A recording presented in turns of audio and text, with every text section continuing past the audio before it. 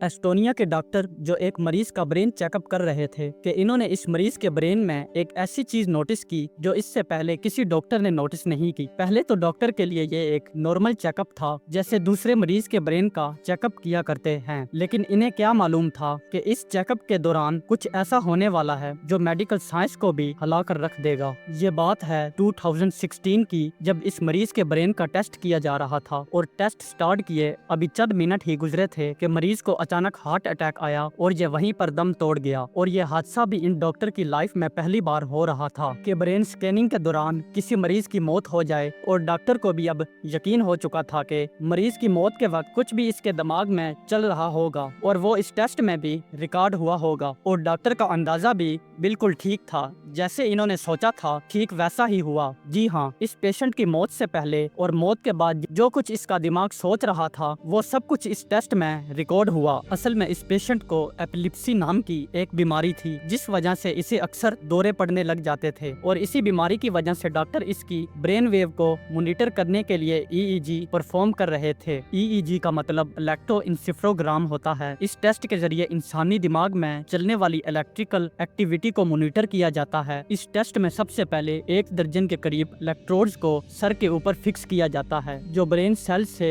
Produce होने वाले electrical charge को डिटेक्ट करता है और फिर कंप्यूटर स्क्रीन पर दिखाता है, जिससे कंप्यूटर को तो पता चल जाता है। लेकिन सवाल ये है कि इस टेस्ट से डॉक्टर को कैसे पता चलता है कि आखिरकार मरीज के दिमाग में क्या चल रहा है। इसके लिए सबसे पहले हमें ब्रेन एक्टिविटी का कॉन्सेप्ट समझना होगा। इंसानी दिमाग में 1 अरब से भी ज्यादा न्यूरॉन्स पाए जाते हैं और यही न्यूरॉन्स हमारे नर्वस सिस्टम का इम्पोर्टेंट पार्ट होते हैं, जिनका काम एक जगह से दूसरी जगह मैसेज पहुंचाना होता है। ये मैसेज एक इलेक्ट्रिकल चार्ज होता है जिसे ब्रेन के एक हिस्से के न्यूरॉन्स भेजते हैं और दूसरे हिस्से के न्यूरॉन्स ये इलेक्ट्रिकल चार्ज कलेक्ट करके इस मैसेज को प्रोसेस करते हैं और फिर हमारी बॉडी को कोई भी एक्शन परफॉर्म करने का सिग्नल देते हैं। और इन्हीं इलेक्ट्रिकल चार्ज के मूव करने से वेव का एक पैटर्न बनता है, जिनको ब्रेन वेव कहा जाता है। ब्रेन वेव के ये पैटर्न हर एक काम के लिए अलग अलग होते हैं, जिनको मेडिकल साइंस ने भी कई नाम दिए हैं। और अभी तक साइंस सिर्फ 5 वेव को ही पहचान सकती है, जिनको गामा,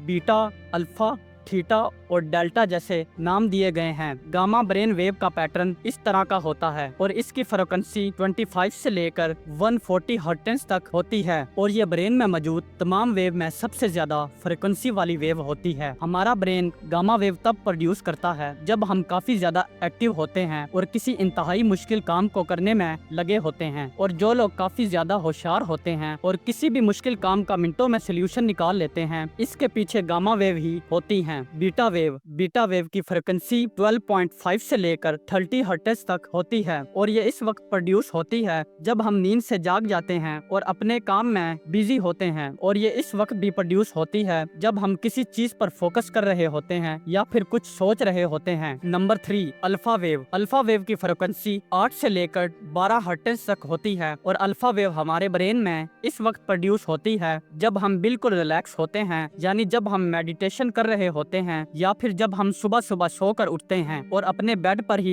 रिलैक्स कर रहे होते हैं। और अब जानते हैं थीटा वेव के बारे में। थीटा वेव की फ्रीक्वेंसी 4 से लेकर 7 हर्ट्ज तक होती है और जिसका काम न्यू स्किल सीखना और चीजों को मेमोराइज करना है और ये डी ड्रीमिंग के दौरान दिमाग में पैदा होती है। और अब लास्ट में आते हैं डेल्टा वेव पर। डेल्टा वेव की फ्रीक्वेंसी सबसे कम होती है, जो 0.5 से लेकर 4 हर्ट्ज तक होती है और ये हमारे दिमाग में इस वक्त प्रोड्यूस होती है जब हम गहरी नींद में सो रहे होते हैं। और ये वेव हमारी बॉडी में कई हार्मोन्स पैदा करती हैं, खास तौर पर ग्रोथ हार्मोन्स। और ये वेव ज्यादातर बच्चों में पाई जाती हैं और जैसे जैसे बच्चे बड़े होते हैं डेल्टा वेव भी कम होती जाती हैं। जैसा कि अब आपको पता चल चुका होगा कि गामा वेव की फ्रीक्वेंसी 25 से लेकर 140 हर्ट्ज तक होती है और इसके अंदर एक और रेंज होती है जो 30 से लेकर 100 हर्ट्ज तक होती है। और हमारा दिमाग भी इस इम्पोर्टेंट फ्रीक्वेंसी की रेंज को तब प्रोड्यूस करता है जब हम अपनी ब्रेन मेमोरी को यूज कर रहे होते हैं, यानी जब हम अपनी लाइफ के इम्पोर्टेंट मूवमेंट को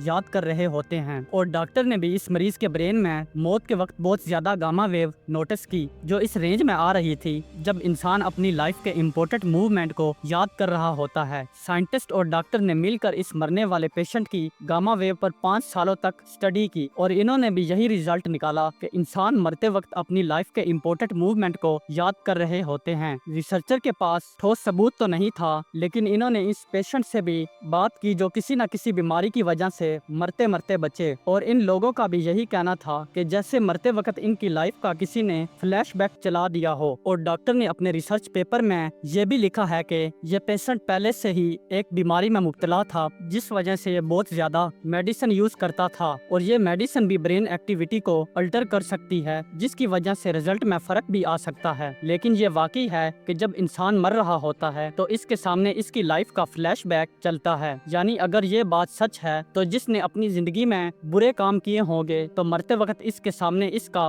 फ्लैशबैक भी वैसा ही चलेगा, और जिस इंसान ने अच्छे काम किए होंगे तो इसके सामने मरते वक्त इसका फ्लैशबैक भी अच्छा ही चलेगा। तो दोस्तों, आपका इस बारे में क्या कहना है हमें कमेंट्स बॉक्स में जरूर बताएं, और अगर वीडियो अच्छी लगी हो तो लाइक एंड सब्सक्राइब नाउ।